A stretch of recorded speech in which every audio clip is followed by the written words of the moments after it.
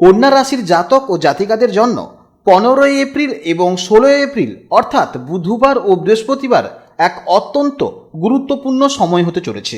অর্থাৎ এই দুই দিন আপনাদের জীবনে 12টি অদ্ভুত ঘটনা ঘটতে চলেছে। এই দুই দিন চন্দ্র আপনার রাশির সপ্তম ঘরে অর্থাৎ মীন রাশিতে অবস্থান করছে। তাই জ্যোতিষশাস্ত্র অনুযায়ী সপ্তম ঘর হল আমাদের অংশীদারিত্ব, জনসংযোগ, দাম্পত্য জীবন এবং সামাজিক পরিচিতির ঘর।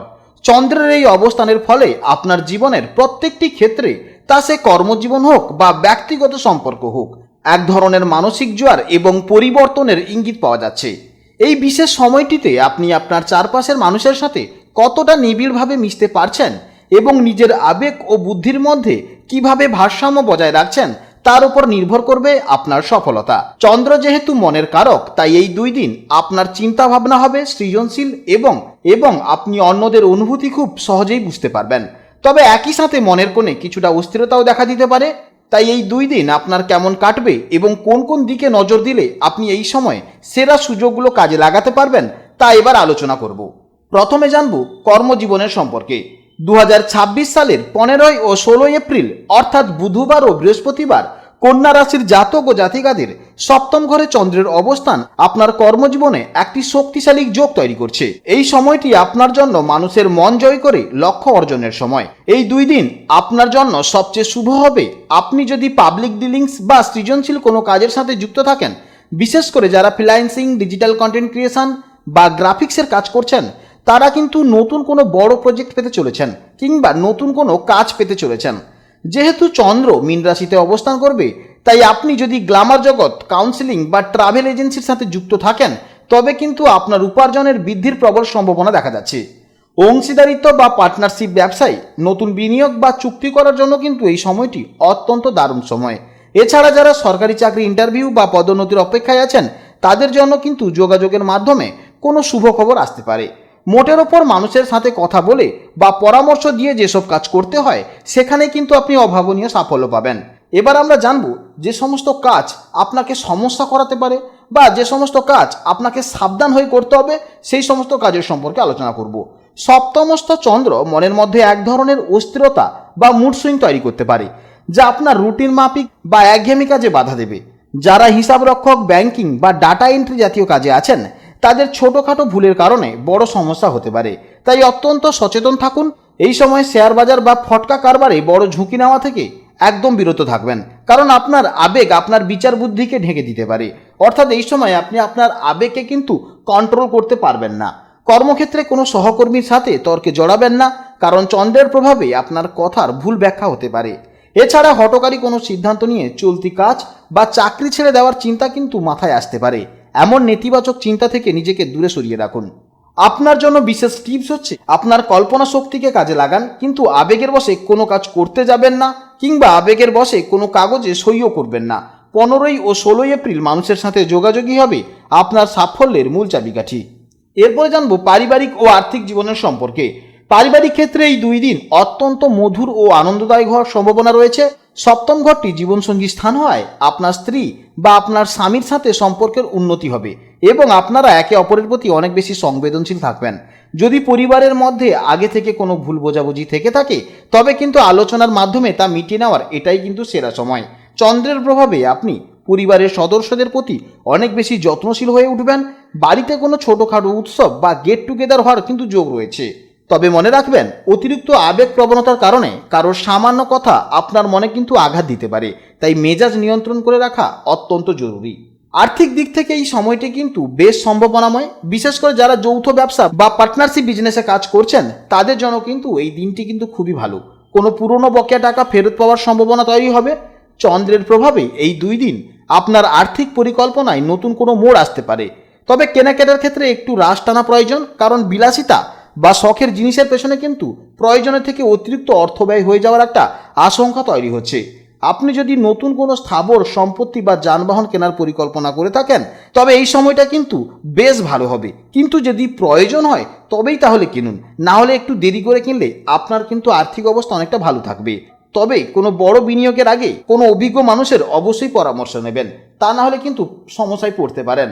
তাই শান্ত মন এবং ধৈর্যশীল আচরণ এই দুই দিন কিন্তু আপনার পারিবারিক সুখ বজায় রাখবে এবং হঠকারী খরচ এড়িয়ে চলাই হবে আপনার আর্থিক উন্নতির মূল মন্ত্র। এরপরে জানবো প্রেম ও দাম্পত্য জীবনের সম্পর্কে।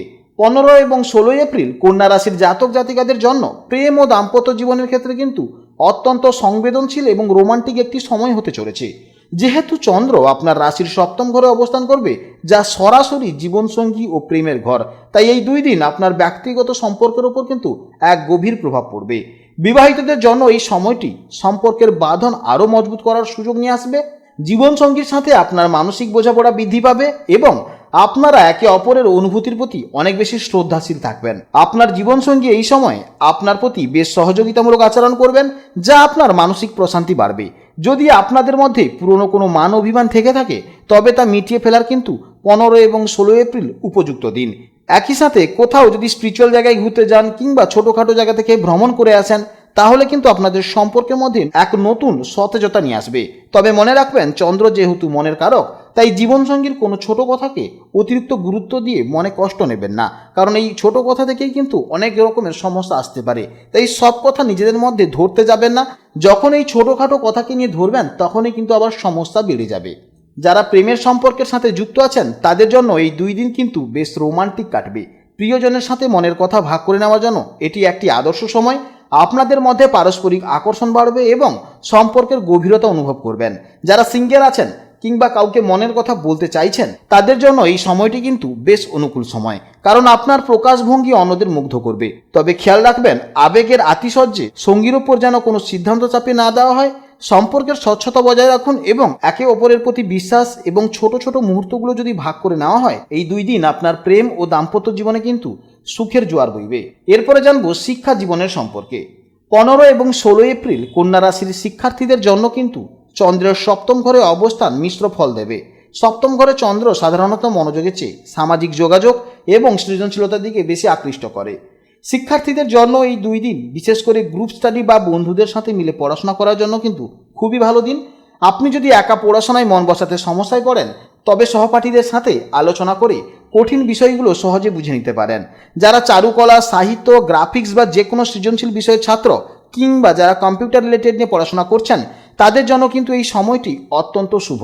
নতুন কোনো আইডিয়া বা প্রজেক্ট আপনার মাথায় আসতে পারে, যা শিক্ষক বা মেন্টরদের প্রশংসা কুড়াবে। তবে সাধারণ পাঠ্য বইয়ের পড়াশোনায় মন কিছুটা বিক্ষিপ্ত হতে পারে।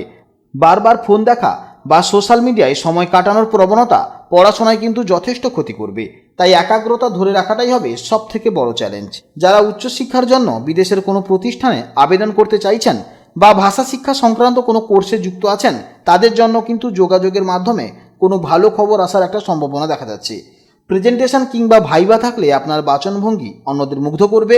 তবে গণিত বা বিজ্ঞানের মতন জটিল হিসাব নিকাশের বিষয়ে পড়ার সময় এই 2 দিন অতিরিক্ত সতর্ক থাকতে হবে, কারণ মনের অস্থিরতার জন্য ছোটোখাটো ভুল হতে পারে। পরীক্ষার প্রস্তুতিতে কোনো ফাঁকি দেবেন না এবং নিজের উপর আত্মবিশ্বাস বজায় রাখুন। সৃজনশীলতায় আপনি এগিয়ে থাকবেন ঠিকই, তবে নিয়মিত পড়াশোনায় একাগ্রতা বজায় রাখাই হবে আপনার সাফল্যের আসল পরীক্ষা। 15 এবং 16 এপ্রিল কন্যা রাশির জাতক ও জাতিকাদের স্বাস্থ্য জীবনের ওপর চন্দ্রের সপ্তম ঘরে অবস্থানের প্রভাব থাকবে বেশ লক্ষণীয়। এই সময় আপনার শারীরিক অবস্থার চেয়েও মানসিক স্বাস্থ্যের উপর বেশি নজর দেওয়া প্রয়োজন। এই 2 দিন আপনার শরীরের ওপর মানসিক অস্থিরতার প্রভাব পড়তে পারে। চন্দ্র যেহেতু জলীয় তত্ত্বের কারক এবং মীন রাশি জলীয় রাশি, তাই আপনার শরীরে জলীয় অংশের ভারসাম্য বজায় রাখা হবে জরুরি। পর্যাপ্ত পরিমাণে জলপান করুন, নতুবা ক্লান্তি বা ডিহাইড্রেশনের সমস্যা হতে পারে। এছাড়া যাদের আগে থেকে অ্যালার্জি বা ঠান্ডা লাগার ধাত রয়েছে, তাদের কিন্তু একটু বাড়তি সতর্কতা অবলম্বন করা উচিত। আপনার মনে এক ধরনের অস্থিরতা বা অনিদ্রার সমস্যা দেখা দিতে পারে, যা পরোক্ষভাবে আপনার কাজের উদ্যম কমিয়ে দেবে। তাই পর্যাপ্ত বিশ্রাম এবং সময়মতো ঘুম এই 2 দিন কিন্তু আপনার শরীরকে সতেজ রাখতে সাহায্য করবে।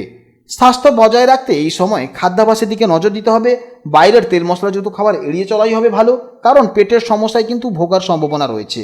মনের শান্তি বজায় রাখতে যোগব্যায়াম বা প্রাণায়াম করতে পারেন।